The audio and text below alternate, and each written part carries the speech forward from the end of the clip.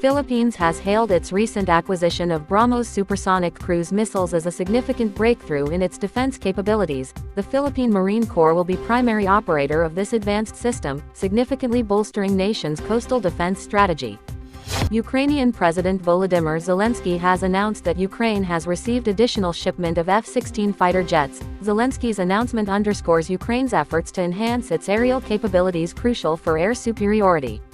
Reports indicated that Indian Army and Indian Air Force were on the verge of a defense acquisition, with plans to purchase 250 BrahMos missiles. The decision is expected to enhance both offensive and defensive capabilities of the Indian Armed Forces.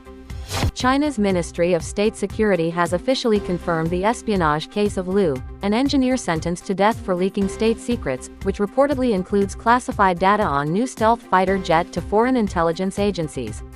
The U.S. Air Force has launched major restoration project to bring long-dormant World War II-era airfield on the island of Tinian back to operational status. According to officials, the project will provide an alternate location for flight operations.